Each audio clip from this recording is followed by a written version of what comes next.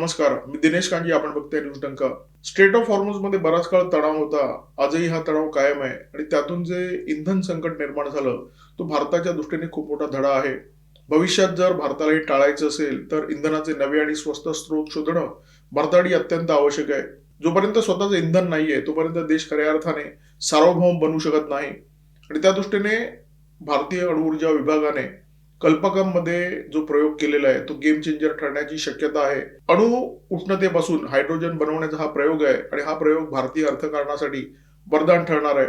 याच विषयावर या व्हिडिओमध्ये बोलणार आहोत, परंतु व्हिडिओ सुरू करण्यापूर्वी एक छोटीशी विनंती. आमचा चॅनल सबस्क्राईब करा आणि जर आवडला तर व्हिडिओ लाईक करा, शेअर करा, हाईप करा. बाबा अणुशक्ती केंद्राने फास्ट ब्रीडर टेस्ट रिएक्टरच्या मदतीने या हायड्रोजनची निर्मिती केलेली आहे आणि अशा प्रक्रियेतून ज्या हायड्रोजनची निर्मिती होते त्याला पिंक हायड्रोजन म्हणतात. नॅशनल ग्रीन हायड्रोजन मिशन अंतर्गत भारताने टाकलेलं हे अत्यंत महत्वाचं आणि दमदार अशा प्रकारचं पाऊल आहे. आतापर्यंत आपल्याकडे स्वच्छ ऊर्जेचे 2 पर्याय उपलब्ध होते. खरं तर 3 पर्याय: सौर ऊर्जा, पवन ऊर्जा आणि जलविद्युत. आता हायड्रोजन हा अत्यंत सशक्त पर्याय भारताला उपलब्ध झालेला आहे.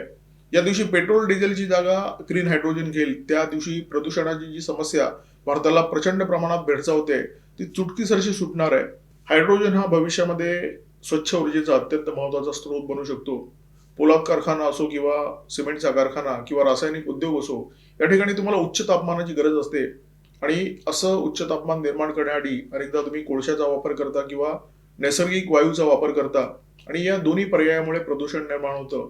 त्याच्या जागी जर तुम्ही ग्रीन हायड्रोजनचा वापर केला तर प्रदूषण शून्य निर्माण होतं आणि कदाचित हा पर्याय कोळशापेक्षा किंवा नैसर्गिक वायूपेक्षा भविष्यात स्वस्त ठरण्याची सुद्धा शक्यता आहे.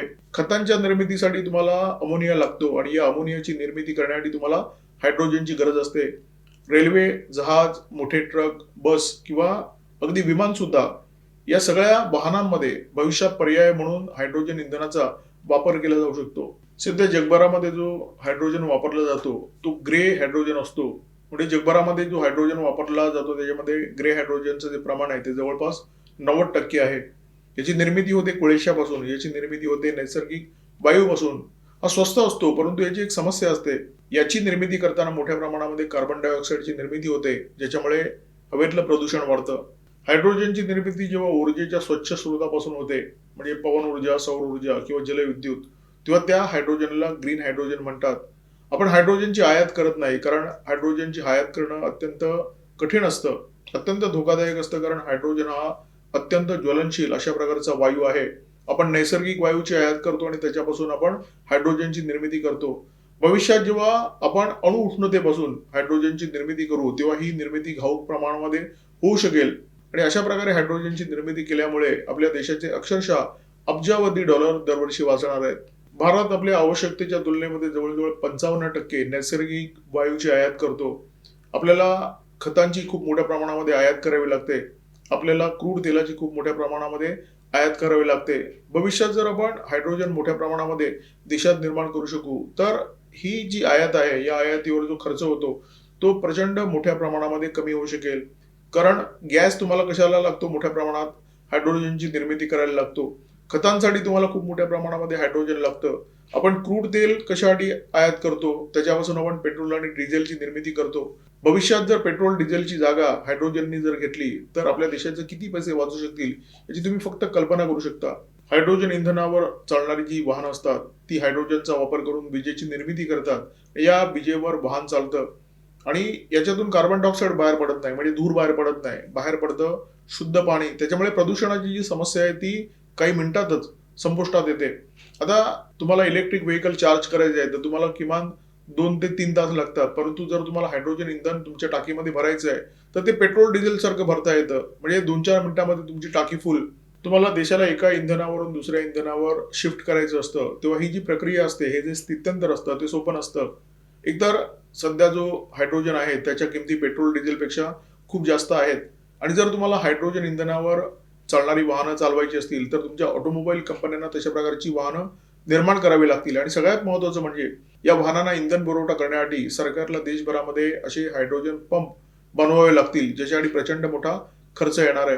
आणि सध्या हायड्रोजन प्रचंड महागडं आहे, परंतु आपलं जे नॅशनल ग्रीन हायड्रोजन मिशन आहे त्याच्या अंतर्गत आपण असे प्रयत्न करतोय की भविष्यामध्ये सध्याची जी हायड्रोजनची किंमत आहे ती निम्म्यावर येईल.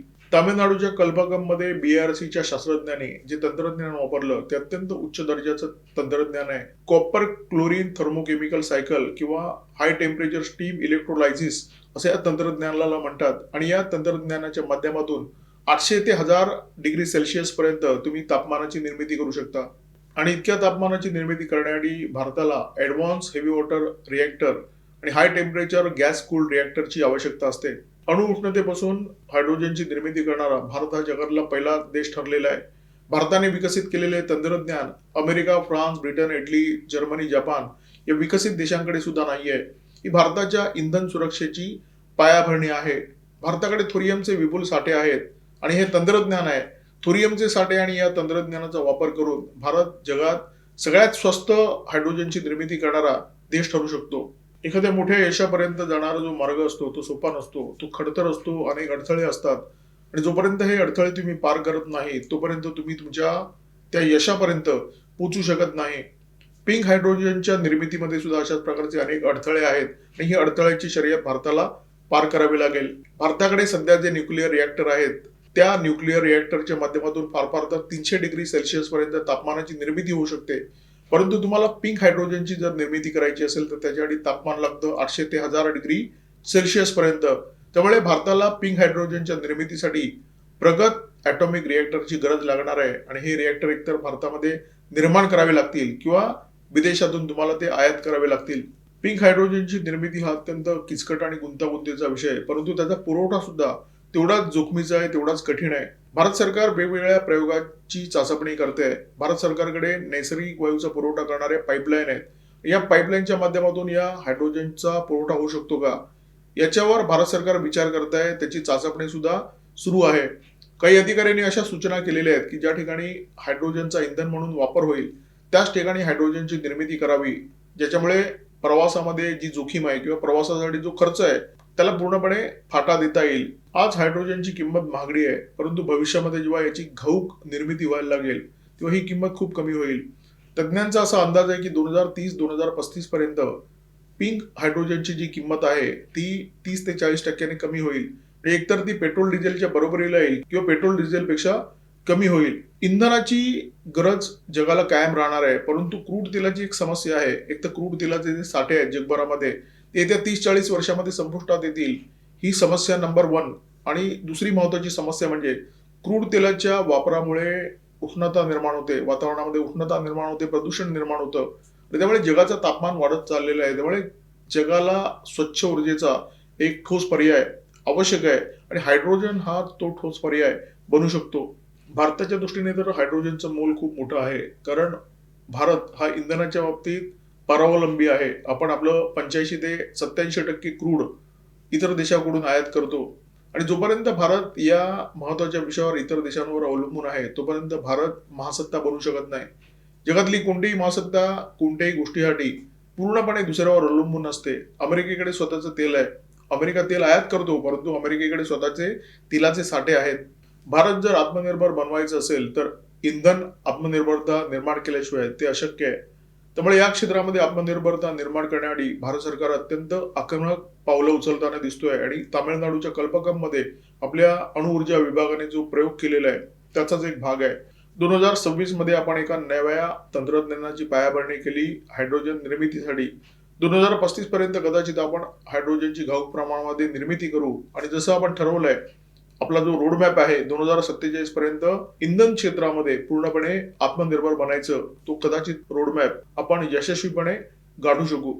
हॉर्मोझमध्ये तणाव निर्माण झाल्यापासून आपण बरेच प्रयोग केलेले आहेत. आपण कोळशापासून नैसर्गिक वायूची निर्मिती केलेली आहे. आपण अंदमान निकोबारमध्ये तेलाचे साठे शोधण्याचा प्रयत्न करतोय. आपण आपल्या तेल कंपन्यांची जी क्षमता आहे ती पूर्णपणे वापरण्याचा प्रयत्न करतोय.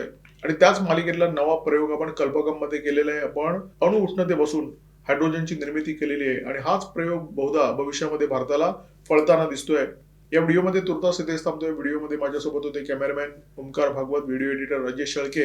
व्हिडिओ जर आवडला असेल तर लाईक करा, शेअर करा, कॉमेंट बॉक्समध्ये व्यक्त व्हा, सबस्क्राईब करा न्यूज डंका आणि बेल आयकॉन दाबायला अजिबात विसरू नका. नमस्कार, धन्यवाद.